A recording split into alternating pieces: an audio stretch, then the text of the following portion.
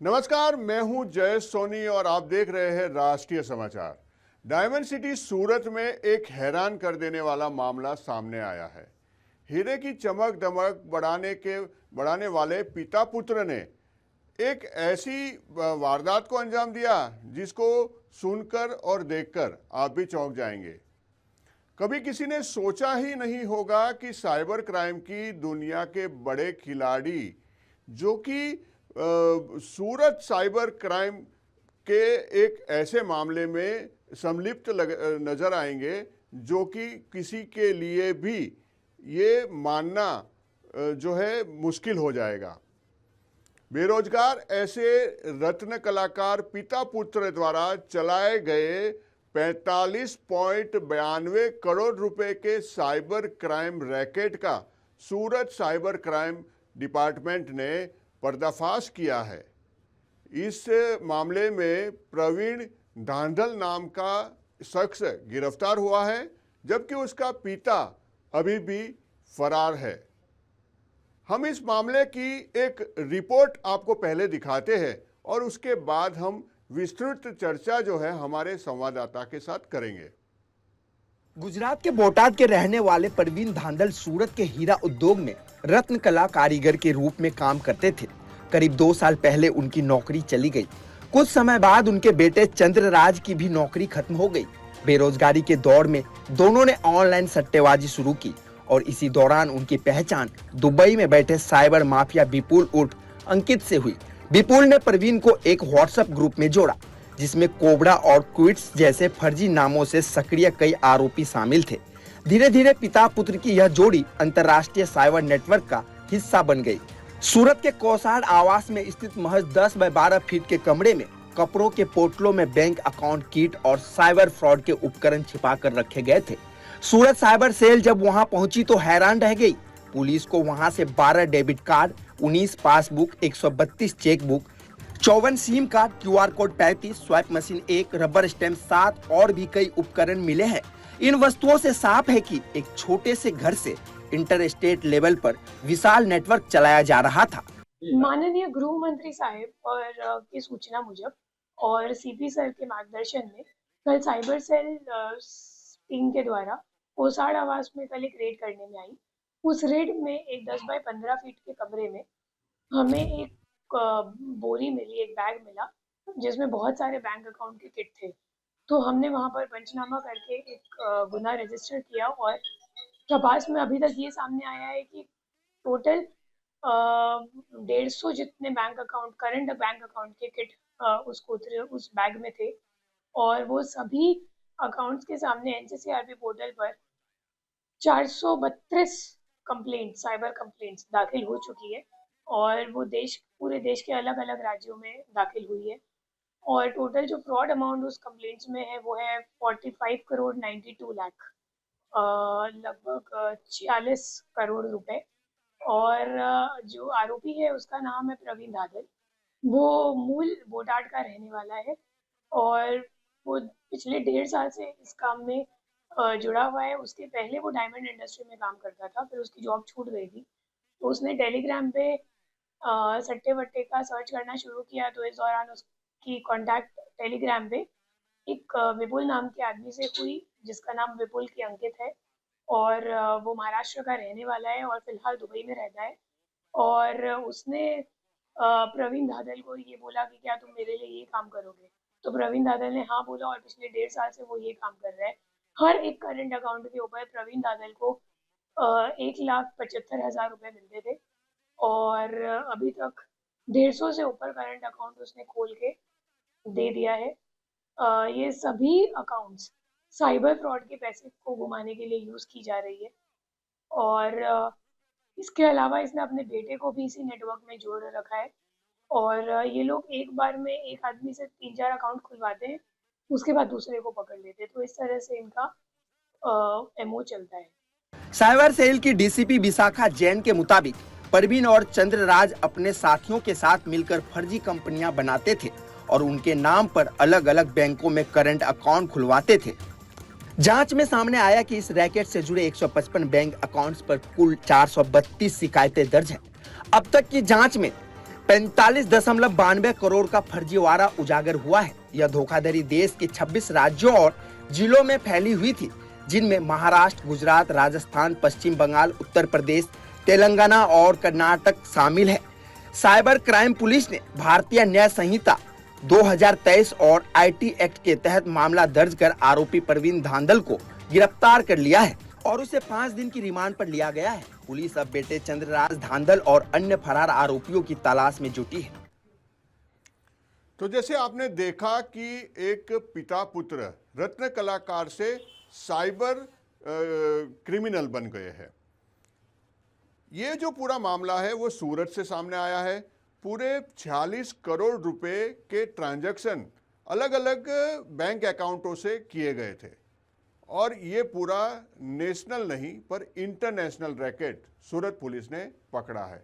ज़्यादा जानकारी के लिए हमारे साथ हमारे संवाददाता अमित राजपूत जुड़ रहे हैं। हम उनसे ज़्यादा डिटेल में बात करते हैं। अमित, जिस प्रकार से सूरत साइबर क्राइम डिपार्टमेंट ने ये मामला जो है उजागर किया है, डिटेक्ट किया है, पुत्र को गिरफ्तार किया है, पिता अभी भी फरार है, लेकिन हम आपसे ये जानना चाहते हैं कि अलग अलग राज्यों में ये रैकेट के जरिए लोगों के पैसे जो है साइबर क्राइम करके अकाउंटों में आता था। किस प्रकार से ये पूरा रैकेट चलता था और इसके अंदर और कौन कौन लोग शामिल हो सकते हैं? जी बिल्कुल जयेश जी, अगर बात की जाए तो जब पारिवारिक एक मामला सामने आता है कि पिता और पुत्र दोनों लोग मिलकर ये पूरा रैकेट चलाते थे। दरअसल भारत में ऐसा होता है या कहीं भी जगह की बात करें, अगर बेटा अगर गलत रास्ते पे जाता है तो पिता उसे समझाता है कि गलत रास्ते पर मत जाओ, लेकिन जब यहाँ बाप खुद गलत हो तो बेटे को क्या समझा सकता है। ये मामला तब सामने आया जब 2 साल पहले इन दोनों लोगों की नौकरी चली गई। पहले पिता की नौकरी गई, प्रवीण धांधल की नौकरी गई, उसके बाद चंद्रकांत धांधल की भी नौकरी चली गई। अब इन्हें पैसा कैसे कमाना है, इसके लिए इनके दिमाग में तिकड़मबाज चलने लगा और जिस तरह से इनका तिकड़म चला, पहले तो इन्होंने सट्टा मार्केट में इन्वेस्ट किया, वहाँ से पैसा ज़्यादा मिला। फिर ऑनलाइन इनकी दोस्ती हो गई दुबई में बैठे विपुल उर्फे अंकित से। तो अंकित ने इनको एक व्हाट्सएप ग्रुप में ज्वाइन किया जहाँ पर इनका जो पूरा मामला है वो सामने आया। वो अंकित ने विपुल उर्फ अंकित ने इनकी जो ग्रुप में दोस्ती करवाई, वहाँ पे कोबरा और अन्य नाम से अन्य लोगों से भी मिले।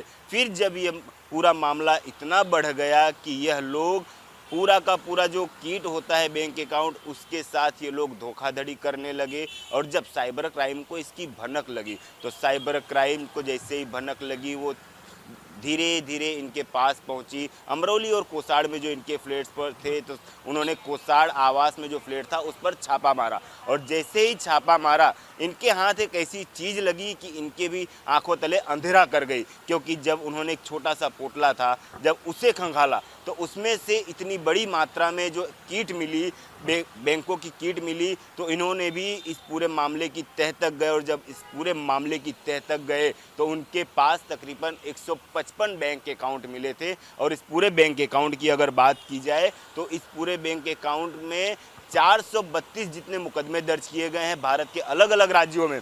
और पूरे धोखाधड़ी की अगर बात की जाए तो यह आंकड़ा पहुंच जाता है 46 करोड़ का। तो जब यह आंकड़ा 46 करोड़ का पहुंचा तो ये अकेले एक की बस की बात नहीं थी या 3 लोगों के बस की बात नहीं थी, इसमें और भी लोग जुड़े हो सकते हैं, जिसकी वजह से साइबर क्राइम पुलिस ने प्रवीण धांधल के खिलाफ मुकदमा दर्ज कर उसे कोर्ट में पेश किया गया और प्रवीण धांधल की 5 दिन की रिमांड भी मंजूर की गई। और इसी के साथ साथ अभी चंद्रकांत जो है उसको वांटेड घोषित किया गया है और अन्य मुजरिमों की तलाश जो है वो जारी है। जी जयेश भाई। अमित, जिस प्रकार से आपने बोला कि 3 से ज़्यादा लोग इसमें शामिल हो सकते हैं, पुलिस ने अपनी जांच के अंदर क्या ये पूरा डिटेल पता किया है कि ये पूरा जो ये साइबर क्राइम का रैकेट है वो कहाँ से ऑपरेट हो रहा था और किस तरह से ये लोगों के अकाउंट से पैसे चुरा लेते थे?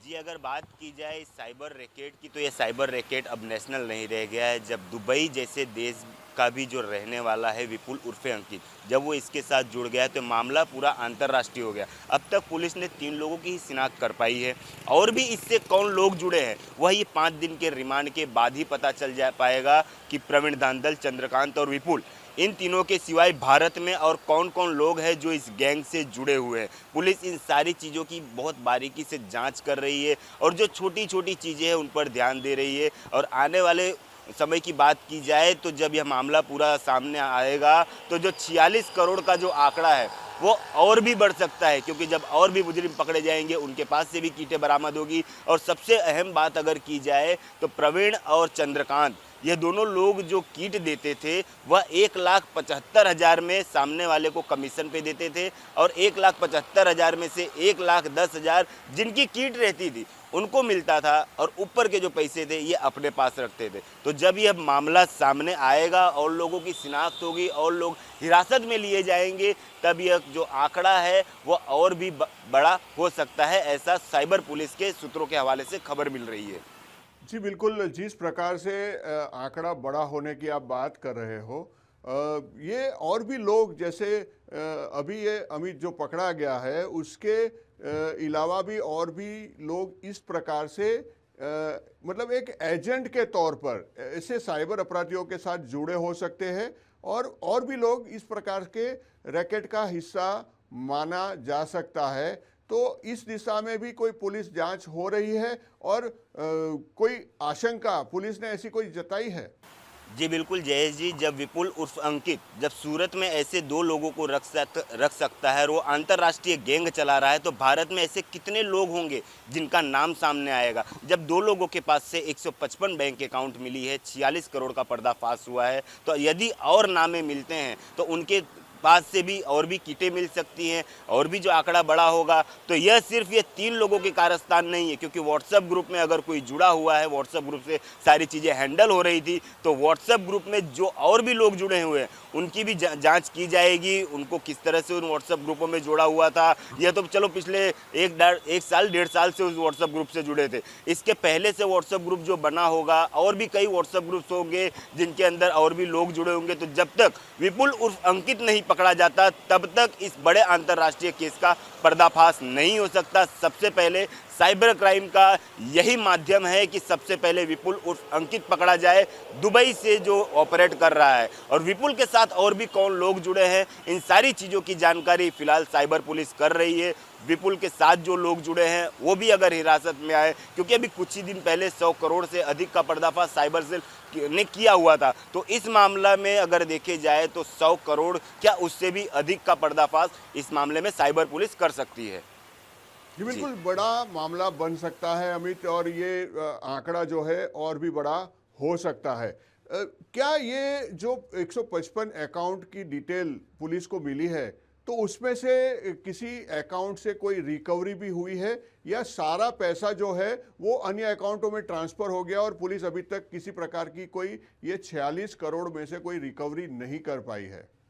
जी जय जी, अगर फ़िलहाल की बात की जाए तो अभी तो यह मामला सामने आया है, 155 अकाउंट उनको मिले हुए हैं, 46 करोड़ का पर्दाफाश हुआ है। तो अब उसमें से कितने अकाउंट से कितने पैसे उन्होंने लिए हैं, किस तरह से लिए हैं, सबसे पहले उन अकाउंट धारक जो हैं पहले उनसे बातचीत की जाए कि किस तरह से वो कमीशन पे चीज़ देते थे, क्या किसी और के साथ भी ये लोग सम्मिलित थे कि नहीं थे। और जो रिकवरी की बात अगर करें तो अभी मामला सामने आया है, रिकवरी में थोड़ा समय भी लगता है, और रिकवरी जब होगी तो उस वक्त की अगर बात की जाए तो साइबर पुलिस हमेशा से जिसके भी पैसे फंसे हो जाते हैं, गलत तरीके से फ्रीज हो जाती है, तो साइबर क्राइम सबसे पहले उन फ्रीज अकाउंटों को ओपन करती है। साइबर क्राइम या सूरत पुलिस कभी भी ऐसा नहीं चाहती कि कोई भी उनकी कार्यवाही के दौरान किसी को हैरानी परेशानी हो, तो सबसे पहले साइबर क्राइम इस पर भी काम करेगी कि किस तरह के गलत तरीके से पैसे फंस गए। उन सारी चीज़ों को लेकर साइबर क्राइम भी अलग तरीके से काम कर रही है। फिलहाल अभी कोई रिकवरी का आंकड़ा सामने नहीं आया है,